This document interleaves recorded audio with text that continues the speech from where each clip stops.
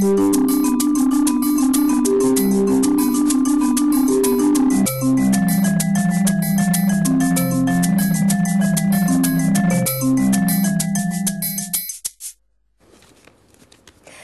e come sempre ben ritrovati con Ore 13, oggi Investe Salute, buon lunedì a tutti quanti e vi ricordo il numero telefonico per intervenire 0422 16 26 798.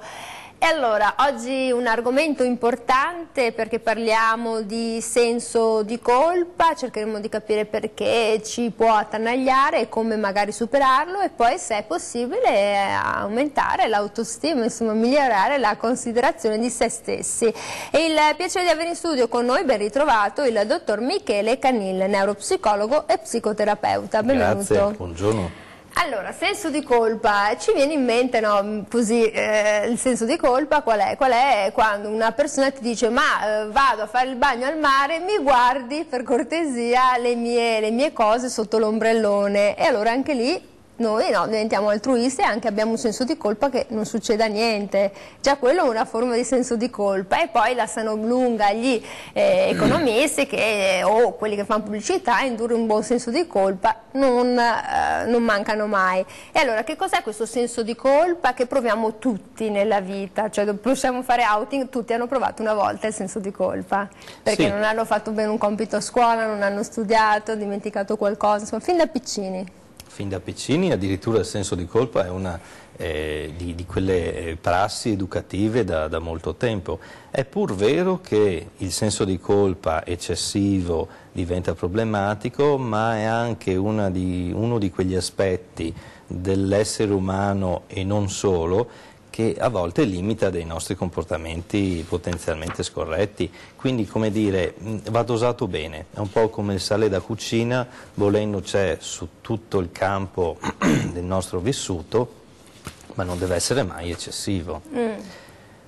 È interessante una definizione che fa un vecchio analista che si chiama Kelly, che dice il senso di colpa è essenzialmente un modo diverso in cui gli altri ci accusano di essere, diverso da come noi ci percepiamo. Quindi potenzialmente quando qualcuno ci dà un aggettivo che noi verso noi stessi non riconosciamo, possiamo essere al di fuori di ciò che per noi è lecito, è giusto, è comprensivo, è conosciuto. E allora questo apre molti scenari. Senta, allora ricordiamo subito anche ai nostri telespettatori che se vogliono possono usare Facebook, siamo moderni, e allora possono andare sul nostro sito di Antenna 3, Facebook, e vedo che avete già iniziato a postare. Vi ricordo il numero telefonico 0422 1626 798, potete parlare oggi con il nostro esperto, ricordo il dottor Michele Canil, neuropsicologo e psicoterapeuta. Senso di colpa e anche autostima, considerazione di se stessi, che non è male. Allora ci scrive una signora e ci dice perché i sensi di colpa rendono difficile pensare e concentrarsi, penso soprattutto magari a qualcuno che ha commesso qualche cosa oppure si sente di avere una mancanza, penso ai ragazzi che dovranno affrontare la maturità, chi deve fare magari gli esami e sono lì concentrati magari a studiare, però poi si devono alzare, hanno questa ansia, questo senso di colpa, perché poi il senso di colpa innesca tante cose. Innesca molte cose anche a livello fisiologico, c'è proprio una reazione immediata del nostro corpo molto simile alla reazione di paura che fisiologicamente ha tutta una serie di parametri che si alterano normalmente. In più il senso di colpa ci toglie, come diceva questa signora, molta concentrazione, perché essenzialmente siamo costretti a staccare dall'esterno e a concentrarci dentro di noi, per comprendere se ciò che stiamo provando è vero, non è vero, può essere modificabile, quindi è una reazione estremamente forte di stress il senso di colpa.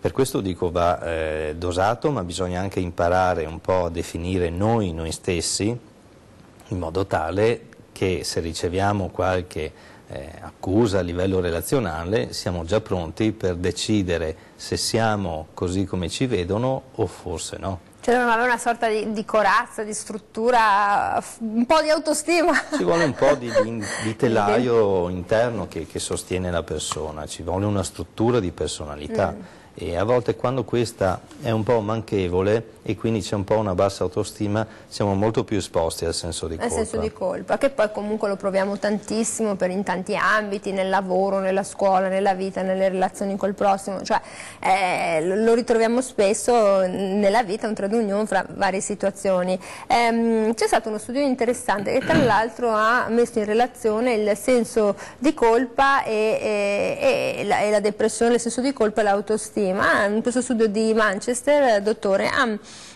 visto attraverso poi la diagnostica per immagine, quindi con una risonanza magnetica, che chi, persone che comunque avevano avuto la depressione e soffrivano di sensi di colpa, aveva due aree del cervello che non erano in comunicazione, cioè la corteccia temporale anteriore e il circuito limbico. Invece chi ha dell'autostima riesce a far comunicare queste due parti del nostro cervello. Quindi è un momento impattante nella nostra psiche, perché ci scolleghiamo, ci sconnettiamo. Estremamente, addirittura altri studi hanno sottolineato come in alcuni casi di persone che soffrono particolarmente di colpa funzioni o un'area o l'altra in modo quasi intermittente. Quindi chiaro che perdiamo assolutamente una parte di connessione col, chiamiamolo, reale. Questo è molto importante perché il senso di colpa può portare in casi estremi anche a una sorta di dimenticanza o non registrazione di fatti, questo si vede spesso in testimonianze quando ci sono eventi particolarmente gravi, di cronaca. Ovviamente non so, Anna Maria Franzoni, appunto lei non ricorda di aver commesso il fatto, oppure altre situazioni di cronaca nera importanti in cui vediamo proprio questa sconnessione. Vere e proprie amnesie anterograde o retrograde, cioè non siamo più qui, siamo dentro di noi in una dimensione in cui non è più possibile osservare con chiarezza quel che accade all'esterno. Allora, vi ricordo sempre il numero telefonico per intervenire, 0422162678, se volete parlare oppure magari volete delle informazioni sul fatto che proviate alcuni sensi di colpa rispetto ad alcune situazioni, oppure magari potete chiederci anche come migliorare la nostra autostima. Una cosa importante, noi cresciamo, nasciamo e non abbiamo cognizione di quello che è il senso di colpa, però nell'infanzia un buon senso di colpa buono, quello dei genitori, fa bene, poi c'è un momento in cui non fa più bene, quindi gli psicologi dicono c'è un periodo di tempo nell'infanzia in cui serve. Serve e serve anche che sia conservato entro una certa misura anche nell'età adulta, cioè negare ad esempio un'azione ad un bambino che lo mette potenzialmente in pericolo, ad esempio, quindi dare un no fermo, il bambino normalmente piange, eccetera, però magari stava per farsi del male, quello è un senso di colpa che gli diamo, perché c'era un'intenzione che stava avvenendo e come adulti lo blocchiamo, però questo gli servirà e se lo porterà avanti per molti decenni, impara, cioè attraverso il senso di colpa impariamo anche i limiti del nostro vivere. E quella relazione anche con gli altri. E la relazione con gli altri. Chiaro che non essendo una cosa che si può normatizzare, scrivere qui è giusto, lì non è giusto, eccetera, è così complesso che va seguito come un flusso, va monitorato il senso di colpa. E poi è molto importante riuscire a passare dal senso di colpa alla responsabilità, perché colpa, appunto dal latino colpo, quindi una cosa immediata, violenta, percepibile in modo improvviso, mentre responsabilità significa dare responso delle proprie azioni, quindi richiama molto di più alla consapevolezza. Senta, ci scrive poi un'altra persona su Facebook che dice: il senso di colpa può derivare dallo stress emotivo, quindi c'è una forma, qualcosa che ci stressa e poi ci fa venire dei sensi di colpa. Ma cosa che ci può stressare da indurci a provare un senso di colpa? Ecco, non so di preciso a cosa si riferisse, però faccio un esempio che va in questa direzione di questa domanda. Ad esempio ci sono persone che hanno una modalità relazionale per cui tendono sempre ad assecondare gli altri o le persone vicine. Quello di solito è un comportamento che porta a uno stress molto elevato, perché come dire mettiamo da parte noi stessi in favore dell'altro, ma lo facciamo in genere per un senso di colpa, a dire semplicemente no, non ti accontento. E queste sono tra le forme di stress più acute. Sì, soprattutto nelle relazioni, nelle amicizie dove ci si sente imbrigliati in un certo senso, quindi uno dice di sì anche se dovrebbe dire di no per non offendere, non fare del male, però si sa che non va bene, no? È un po' un eccesso, no? È un eccesso. E allora, vediamo chi ci sta chiamando. Pronto? Buongiorno, buon lunedì. Buongiorno Daniela. Buongiorno. Oggi piove ma si bagnano i fiori. Qua insomma, perché sennò c'è il senso di colpa che non arrivi mai questa primavera. Ci dica tutto. Allora, volevo parlare un po' del senso di colpa che cresce da piccolo, diciamo, perché è un semino che si pianta nella psiche, nella socialità dei bambini.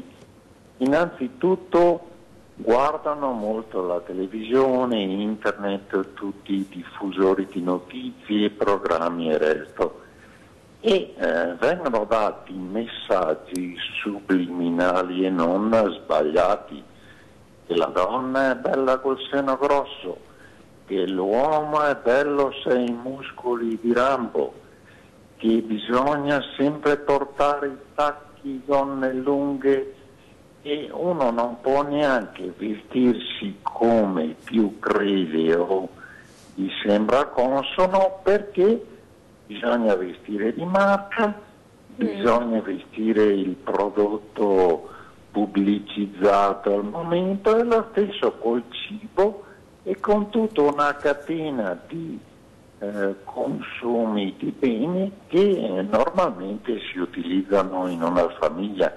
Quindi partire già da un sistema importante come la televisione, la radio, i cartoni animati, le pubblicità, e moderare il tutto, sarebbe già crescere il bambino più libero con la sua mente di decidere che strada psicologica, pratica e sociale prendere. Le donne, che sono diciamo il simbolo della bellezza, almeno per noi uomini, le fanno vedere sempre truccate, truccatissime, sembrano un semaforo, non bella ragazza, danno 1000 colori per nascondere magari un difettuccio e non apprezzare la gente così com'è, insomma.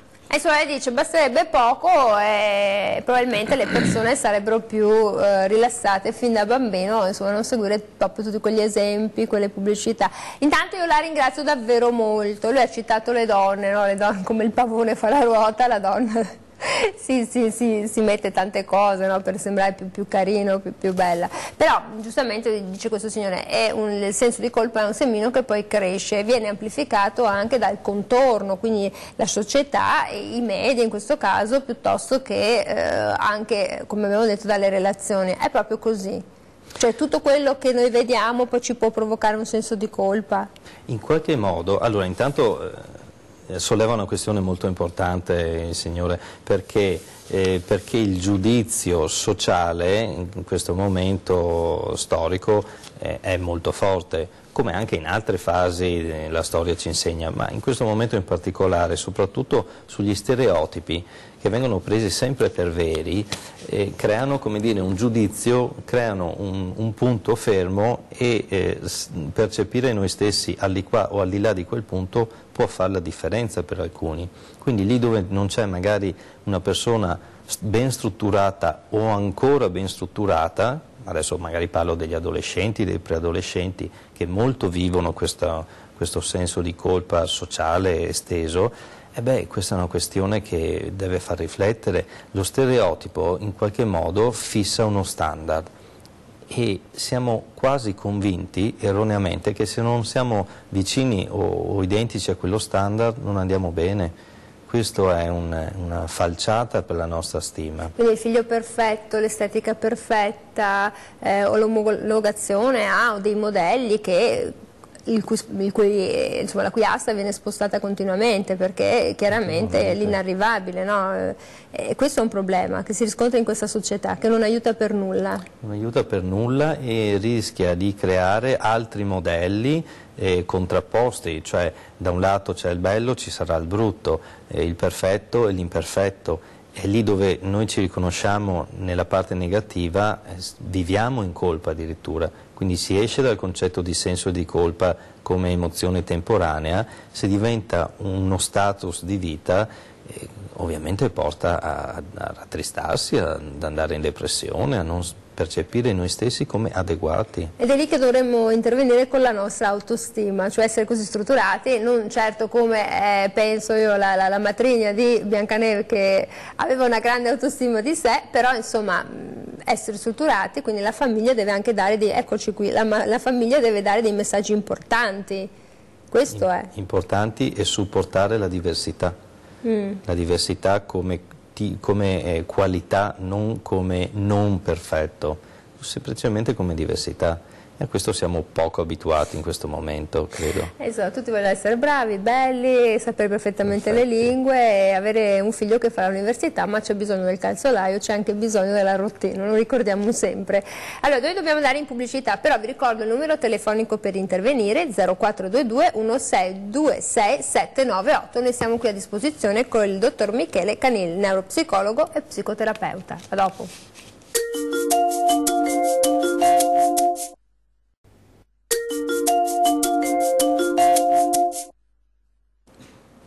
Eccoci qui, siamo tornati in diretta, 0422 1626 798. Allora, parliamo di senso di colpa e di come sia possibile migliorare l'autostima. Allora, adesso ci fermiamo un secondo sul senso di colpa e parliamo dell'autostima. Allora, vediamo attorno a noi persone che ne hanno tanta, che si vedono bellissimi, fortissimi, molto intelligenti. È un po' troppo quello? Beh, li guardiamo con invidia o anche con sorpresa? Con sorpresa, ma io dico anche con dubbio. La psicanalisi ricorda che dove c'è un eccesso ci può essere anche l'opposto. Eccoci qui con questa bella immagine che insomma può rendere, no? Sì, può rendere l'idea che magari la sicurezza serena di sé può essere un'espressione di maggior fermezza di chi invece non tenda ad esibire di più di quanto non ci sia dentro. Che quello è un po' rischioso, diventa un modello apparente. Mi rifaccio alla metafora che citava lei. È vero che la strega cattiva di Biancaneve sembra molto sicura, però in fin dei conti non è sufficientemente sicura dentro di sé, perché manda un cacciatore per togliere la vita a Biancaneve affinché non fosse rischiosa per la sua esclusiva immagine di bellezza, no? Ed è un po' una metafora che avviene, che vediamo quotidianamente in diversi ambiti, quindi l'eccesso nasconde sempre qualcosa. Comunque l'autostima è l'insieme dei giudizi valutativi che l'individuo dà di se stesso e delle volte dice ma tu c'hai gli specchi di legno a casa, perché sono persone che si vedono veramente particolarmente bellissime e piene di fascino. Pronto? Buongiorno. Buongiorno. Io volevo porre un'altra domanda allo psicologo che c'è lì in studio. Prego. Allora, intanto l'ascoltatore di prima parlava di apparire, di trucco pesante, eccetera, e mi sembra che la conduttrice sia acqua e sapone o poco più, e questo lo rende merito di quanto sia bella. Grazie. Non arrossisca, altrimenti la vedo rossa. Sì. Volevo porre una domanda. Prego. Voi avete parlato di senso di colpa. Sì. Io vorrei parlare di un senso di rabbia che io ho sempre avuto. Un senso di rabbia da parte dei miei genitori che all'epoca, non avendo possibilità economiche, non mi hanno fatto studiare fino ai massimi termini. Io sarei stata preposta per studiare 24 ore al giorno, 365 giorni all'anno. Un topo di Ma non c'erano le facoltà economiche, e di questo mi porto ancora appresso adesso i sintomi. Ovviamente poi la vita continua, logicamente, ho figli, famiglia e quant'altro, però questo senso di rabbia mi è rimasto sempre dentro, e anche se ovviamente, se posso, accudisco i genitori, ma è sempre con qualche rancore e qualche remora, e vorrei sapere di tutto questo che ne pensa lo psicologo lì a fianco. Però signora, guardi che iscriversi all'università, cioè, si fa sempre tempo, perché le lo dico per esperienza. 72 anni. Non c'è, come i romani dicono che dalla culla alla tomba sempre si impara, una cosa del genere. Cioè, appunto, ci sono esempi di maratonetti, grazie, anche un maratonetti a 92 anni, sì. Insomma, non c'è limite, volere e potere, no? Ce lo insegna lei. Allora, signora ci ha detto senso di rabbia, perché sarebbe stata una bravissima studentessa, avrebbe voluto studiare molto, poi insomma bisogna fare i conti poi con la realtà della famiglia. E allora questo senso di rabbia che ce l'ha. Ce l'ha, ed è assolutamente comprensibile e giustificato, perché lì dove c'è un limite c'è anche una svalutazione di noi stessi. Poi mi piacerebbe capire più nel dettaglio, ma evidentemente è connesso alla colpa, nel senso che chissà poi in che modo è stato vissuto questo limite da questa signora. La rabbia nella colpa è sempre una conseguenza naturale, poi dipende dove riusciamo a mettere questa rabbia. Spesso è la rabbia che dovremmo mettere addosso a qualcun altro, purtroppo rimane dentro e avvelena noi stessi. Però la signora dice, poi io li accudisco, cioè se ne è fatta in un certo senso una ragione, però le pesa ancora molto, perché è molto arrabbiata, non l'ha mai abbandonato. C'è un consiglio che possiamo darle? Beh, io credo che per la signora potrebbe essere molto importante in qualche modo superare questo limite e provare, non dico l'università, ma a fare qualcosa che vorrebbe fare ma non si è mai permessa verso se stessa. Quindi perché no, esplorare anche qualcosa di nuovo, imparare, andare avanti. Giusto, mi parla un ottimo consiglio, insomma ci si può sempre impegnare e sempre si può studiare. Pronto, buongiorno. Pronto, buongiorno, sono Franco da Udine. Buongiorno Franco. Quello che ha sentito, l'autista della Corriera, mandare le madonne sul grappa ai ciclisti, no? Ai ciclisti. Ecco, allora volevo dire, la presidentessa della Camera ha radunato 1400 donne che hanno snocciolato tutte le loro diversità, e tutto quello che c'era il più, quello che hanno fatto, diciamo, che hanno subito, ecco. Allora adesso con 1400 che hanno detto che bisogna migliorare le ristrettezze, eccetera, bisogna tenere presente che bisogna fare dei cosi peggiori, penanti, perché per tutti questi abusi, stupri, femminicidi. Ma cosa hanno fatto dal momento che hanno fatto quella riunione?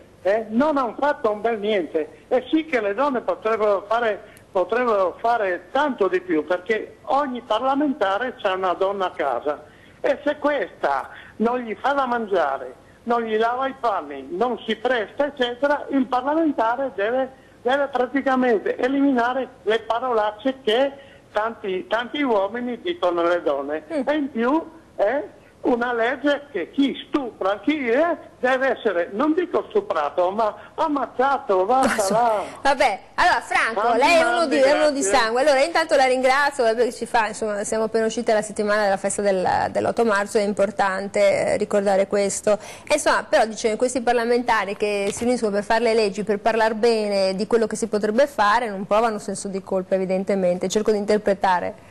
Ma immagino possa essere così, poi insomma non so bene come funzioni quel mondo, sicuramente diciamo Lì dove possiamo notare l'incoerenza di qualcuno evidentemente ha un livello di senso di colpa troppo basso forse. Per questo dicevo, è anche, come dire, un ordine nelle relazioni, provare un po' di colpa. L'educazione, ad esempio, è una serie di norme che ci permettono di non sentirci in colpa, no? Sono norme di comportamento e quindi di rispetto reciproco.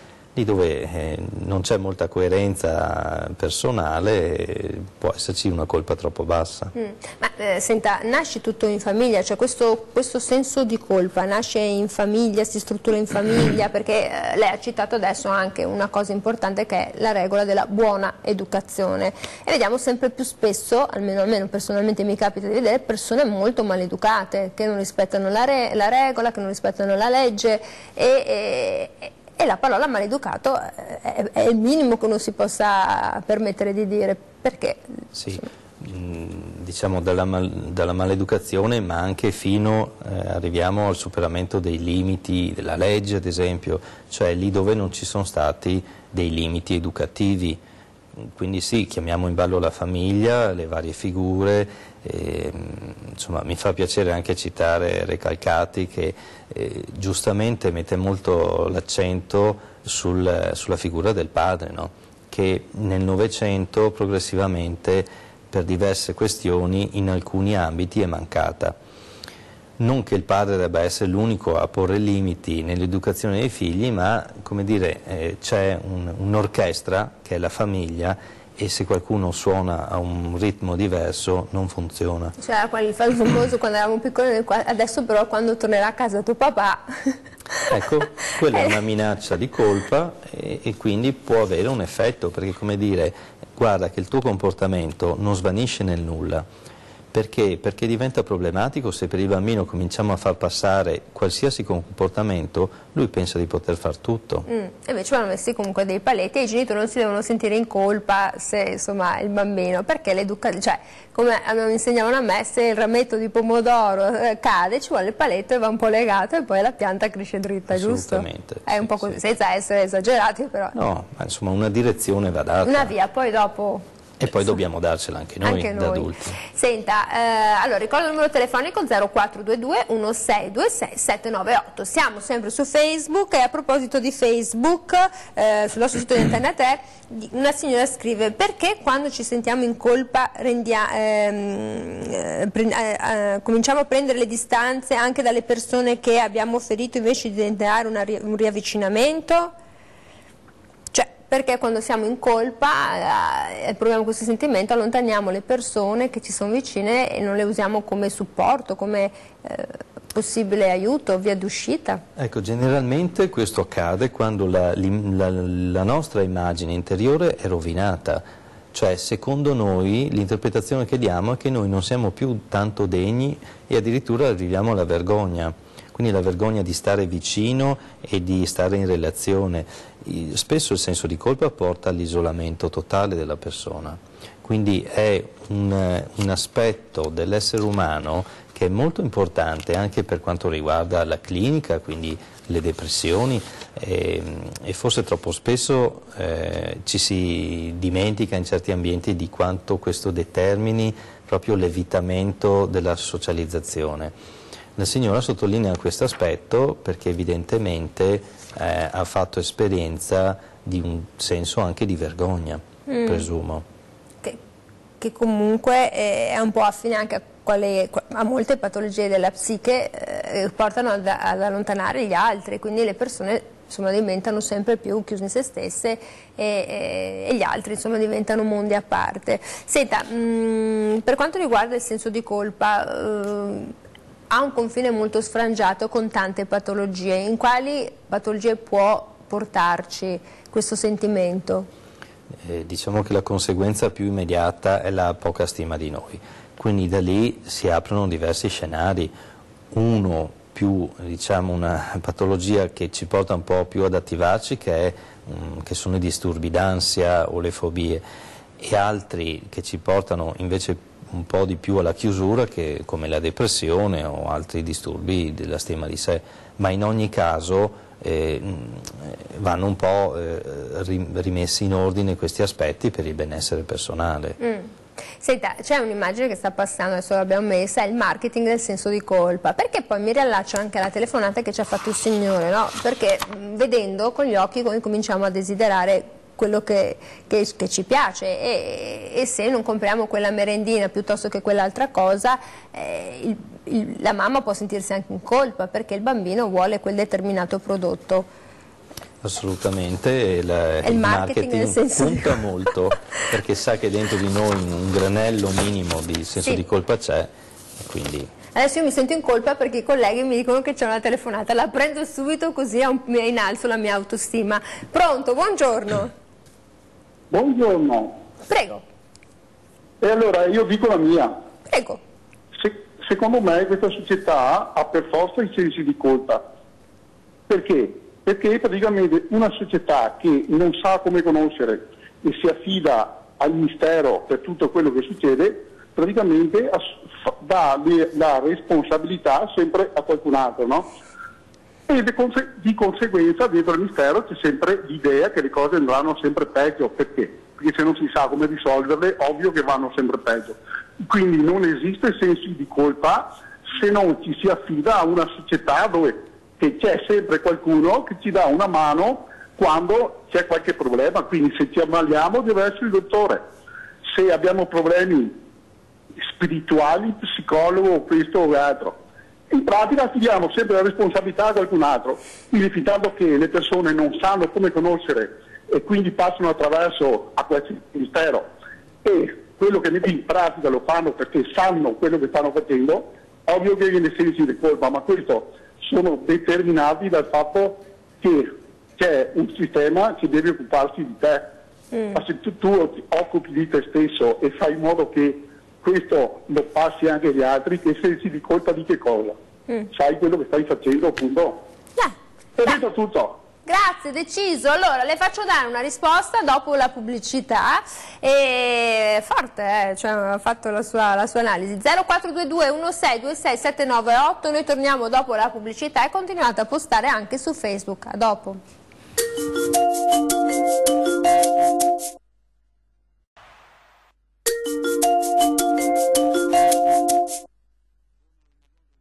Eccoci qui, siamo tornati in diretta 0422 1626 798. Oggi stiamo parlando di senso di colpa, perché lo proviamo, quando nasce, quando scaturisce e come possiamo magari liberarcene, perché ci si può liberare del senso di colpa, ma parliamo anche di autostima, come migliorarla, anche perché insomma tutti gli italiani vengono da un periodo un po' complicato, un po' difficile e vorremmo risollevarci bene. Ha chiamato il signore prima e ha detto che per forza abbiamo sempre il senso di colpa perché ci affidiamo sempre agli altri, se stai male c'è il medico, hai un problema di psiche vai dal dottore, un problema di fede vai dal prete, e quindi è sempre come se spostassimo in avanti e in là è il nostro problema, e quindi dice che società è? Società che dovrebbe reagire, fare tutto da sola, impegnarsi. Sì, è un po' difficile, nel senso che comunque viviamo in un'interdipendenza, ma lo dico in senso buono, cioè abbiamo necessità di tutta una serie di servizi e di varie cose che gli altri ci danno. È pur vero che andando all'opposto anche l'eccesso di autonomia non è che faccia troppo bene, nel senso che può innescare addirittura dei sensi di colpa al contrario. La cosa interessante che sollevava il Signore è che forse passando alla responsabilità è un po' diverso, cioè nel limite di ciò che possiamo fare noi ed essere consapevoli di noi stessi, probabilmente lì siamo in un'area un po' più libera dal senso di colpa. Se noi sappiamo i nostri limiti e ci comportiamo secondo, diciamo, alcuni schemi, lì saremo difficilmente accusabili di una qualche colpa. Quindi è un bel passaggio passare alla responsabilità, ed è anche quello che si fa proprio spesso in terapia, cioè cominciare a cambiare non solo i termini verbali, ma anche i termini con cui noi descriviamo noi stessi. Quindi se una sua paziente viene da lei con questi sensi di colpa, questo senso di colpa, come funziona il meccanismo? Funziona che bisogna comprendere i significati che stanno dietro a queste interpretazioni e sensazioni di colpa, e poi bisogna modificare quelli e arrivare al punto in cui non è più una colpa se una persona ci accusa di qualcosa che siamo davvero. Dipende in che modo. Se lei mi dice... Cioè, se io dicessi, non so, quella persona è tirchia, questa persona ha il senso di colpa perché in fondo sa di esserlo, devi dire, vabbè, un'accettazione. Un'accettazione, se questa persona arriva a comprendere che effettivamente lo è, può fare due cose principalmente. O si modifica perché decide che è il caso, oppure può anche dire no, io rimango così, non sono nocivo a nessuno, se qualcuno me lo dice posso dire beh sì, in effetti è una caratteristica che c'è. Invece nel caso della signora di prima che non aveva potuto studiare, lì è più difficile forse? È un po' più articolato perché ci sono sicuramente altre implicazioni che insomma ovviamente non sono emerse, ma che magari parlando sarebbe potuto... Sì, che provocano dolore e quindi rabbia, però sento dietro un motore che ha voglia di spingere verso il cambiamento. Però è importante anche riconoscerle queste cose, no? Sì, perché altrimenti c'è anche il fatto di affidarsi al terzo, ad un'altra persona esterna, diventa importante. Prendiamo la telefonata, comunque 0422 1626 798. Pronto? Buongiorno. Pronto, Nadia da Treviso, buongiorno. Buongiorno Nadia. Buongiorno. Niente, io volevo chiedere al dottore, io ho un figlio di 40 anni che vive qua in casa a noi. Praticamente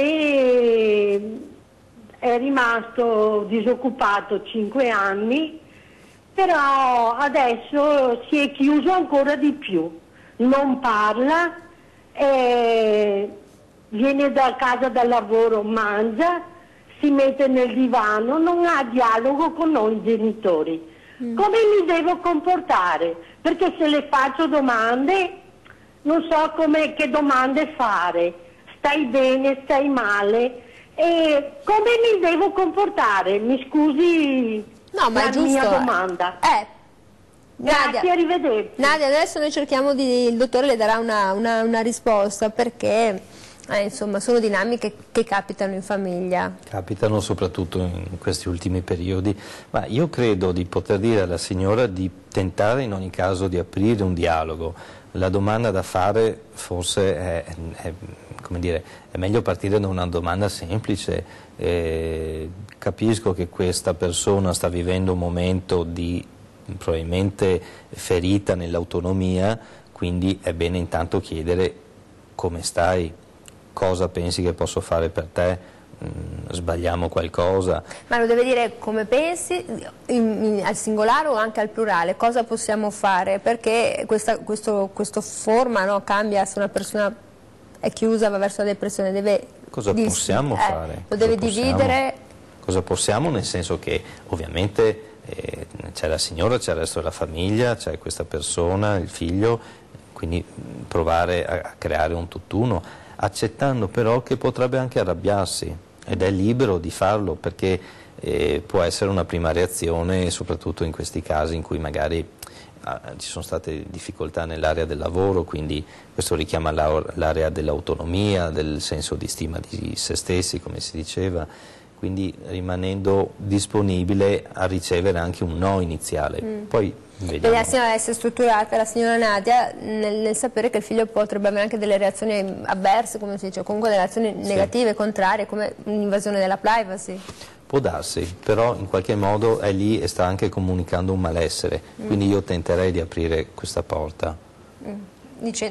Facendo capire che tutta la famiglia, non è da solo. Non è da solo e gli altri lo vedono, non lasciarlo neanche da solo eventualmente con questa fase di dispiacere, chissà. Allora signora, proviamo, vediamo, poi magari ci saprà dire al dottor Canil com'è andata. Noi adesso torniamo su Facebook e ha postato una signora, dice: il senso di colpa spesso porta a gesti estremi e se pensassimo che non siamo gli unici ad averli, potrebbe alleggerire il peso e lo stress che i nostri pensieri fanno nascere, il fatto di non essere da soli.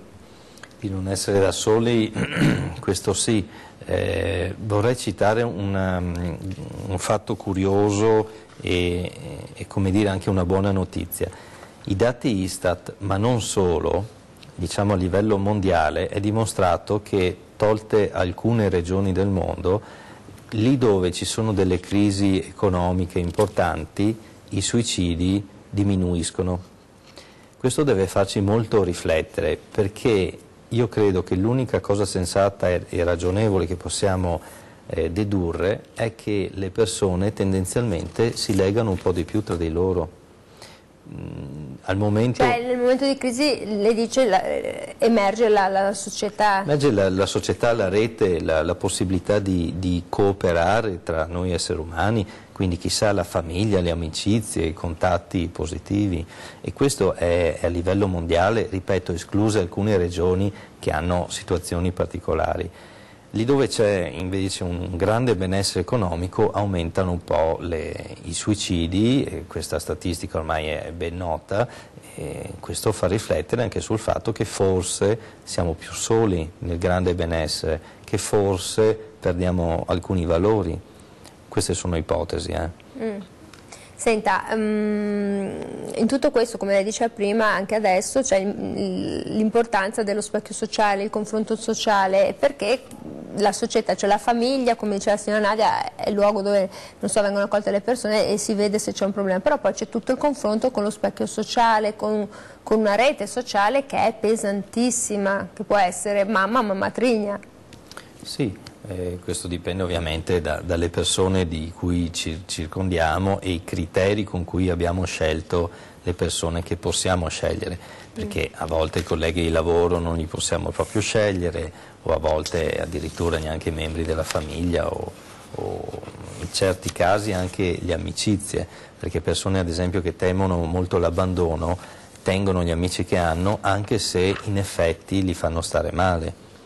Quindi bisogna capire un po' i criteri con cui scegliamo chi ci sta vicino. Quindi diventa importante, come dicevamo, allora avere questa autostima. Allora, come possiamo fare ad aumentare la nostra autostima? Perché è una cosa importante. Abbiamo prima visto che c'è anche chi ha l'eccesso e quindi ha una visione di sé un po' particolare, ma c'è anche chi non ha autostima, e quindi tra autostima e senso di colpo si innesca una situazione paritetica e che si fonda molto spesso su un unico binario, no? E la persona ne è afflitta in entrambi i modi. Senta, mi risponde dopo la telefonata. Pronto, buongiorno. Sì, pronto, buongiorno. Buongiorno.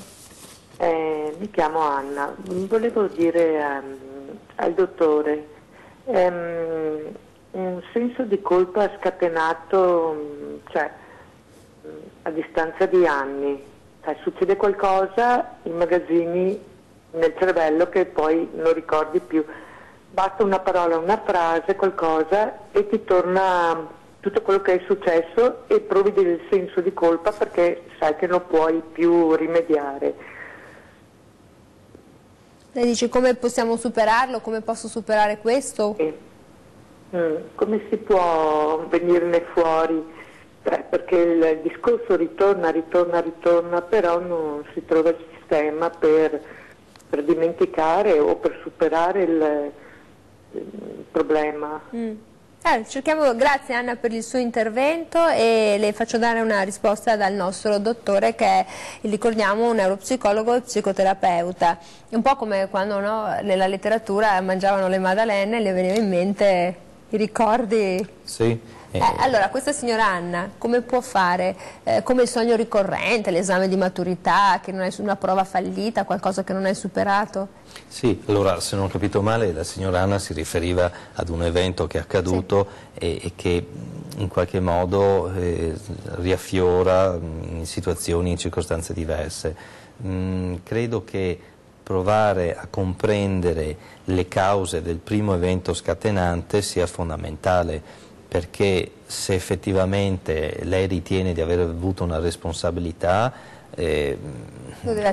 bisogna accettare quella questione, provare a digerirla in termini diversi però. Cioè l'alternativa qui è costituita dal fatto che la signora può accettare in altri termini e gli va suggerita un'alternativa per se stessa, perché in questo modo lei rimane colpevole. Ma è per quello che riaffiora la mente, cioè il nostro cervello ce lo ripropone davanti per fare un superamento?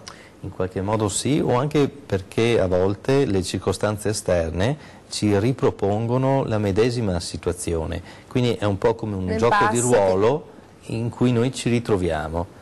Per questo è importante ridefinire la questione e provare a superarla in diversi termini alla prossima occasione. Capire, insomma, fare un po' di lavoro di geometria, mettere le carte sul tavolo e capire quale meccanismo e capire se era così e doveva andare proprio così e superarlo. Proprio sì, direi di sì. E allora noi torniamo dopo la pubblicità, 0422 1626 798, siamo qui a disposizione con il nostro dottor Michele Canil, neuropsicologo e psicoterapeuta. A dopo.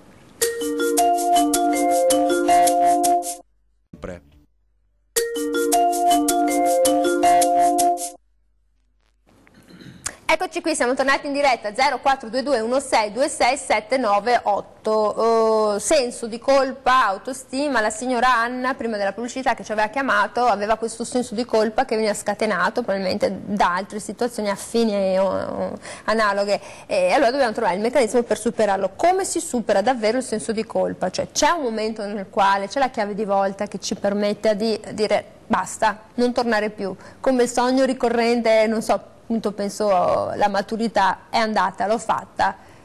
Sì, costruendo sicuramente un'immagine più solida interna di noi stessi, quindi come dire bisogna fare un po' una mappatura di sé, usiamo la metafora dello specchio, riuscire a guardarsi, deciso chi siamo, come dire, si stringe automaticamente lo spazio per cui qualcuno può farci sentire in colpa, sempre parlando del senso di colpa patologico nel senso proprio di pathos, quello che ci fa stare male. Quindi questo è un lavoro che si fa sempre in psicoterapia, perché diventa una vaccinazione in senso positivo a possibili altri nuovi eventi che ci fanno star male, che ci fanno sentire in colpa profondamente. Quindi è un'accettazione, come dicevamo prima, uno si guarda allo specchio e si guarda e dice vabbè, c'ho il naso un po' con la gobbetta, c'ho il cappello bianco, c'è un'accettazione. Sì, un'accettazione, e ovviamente dietro la parola accettazione che stiamo usando qui c'è un grande lavoro della persona, perché ci vuole consapevolezza poi di quel che siamo. Allora, capito chi siamo, riusciamo assolutamente a creare anche degli scudi, che a volte è giusto avere in una certa misura. Mi scusi il termine, però bisogna essere un po', cioè se uno quindi pone degli scudi che poi le altre persone non ci percepiscano, sono molto antipatici anche, perché siamo diventati un po' più rigidi. No, non nel senso di rigidi, nel senso proprio di consapevoli, cioè scudi... Non mi piace, molto diretti. Una persona potrebbe dire questo non mi piace e noi tranquillamente dire mi dispiace, però a me piace. Quindi non sentendosi in colpa di avere un'opinione diversa, ma permettendoci la coesistenza con chi invece la pensa in modo diverso, ad esempio. E quindi questo è un buon punto di partenza. Quindi da oggi facciamo l'esercizio di dire no, non mi piace, oppure per me costa troppo, senza la vergogna di dire mi costa troppo, o non ritengo di dover spendere così tanto. Esatto, perché il senso di colpa comunque fa catalogare noi stessi e gli altri in alcune caselle, e queste ci fanno star male perché hanno implicazioni. E in questo modo cresce l'autostima? Un pochino sì, perché diventiamo più efficaci nella quotidianità, diciamo la nostra, e in qualche modo ci sentiamo anche apprezzati. Dicendo la nostra, qualcuno dirà anche sei stato onesto, mi piace quel che hai detto, cioè non solo critiche. Quindi insomma, diventare da un certo punto di vista un po' alla Sgarbi, ma anche un po' più, cioè, sì, insomma, più sinceri, più veri. Ovviamente nei limiti. Con i filtri, certo, non può andare da uno e dire mamma mia quanto sei brutto, però dire si può essere così. Si può essere un po' più diretti senza ferire gli altri, ma mettendo... Con l'educazione. Con l'educazione, mettendo sul piatto della bilancia allo stesso peso anche la nostra opinione o il nostro modo di vederci. E questo diventa importante. Allora ricordo il numero telefonico 0422 1626 798. Ci sono degli esercizi che lei consiglia a qualche suo paziente per implementare l'autostima? C'è un esercizio, qualcosa che può fare tutti i giorni? Più che esercizio direi in modo un po' più generico l'esercizio di parlare, di metterci un po' davanti a qualcuno di cui abbiamo stima e affetto, e quello è un ottimo modo per imparare su noi stessi. Quindi avere comunque qualcuno che ti vuol bene davanti. Davanti, con cui possiamo confrontarci, e lì cresciamo inevitabilmente, perché nel confronto, come dire, c'è uno scambio circolare, e impariamo da noi stessi, impariamo dagli altri, così. E quindi insomma diciamo che l'ambito familiare o comunque l'ambito delle amicizie, quelle vere, ci può aiutare sempre. Molto. E sempre chiedere aiuto, questa è una cosa importante. Insomma, lì dove la situazione diventa non valicabile per la persona, assolutamente sì. Assolutamente sì. E allora speriamo oggi di essere stati davvero utili a tutti quanti, e magari proviamo a fare queste valutazioni, questi esercizi, e ci sentiamo più belli da oggi, perché lunedì, anche se piove, ci sentiamo più belli.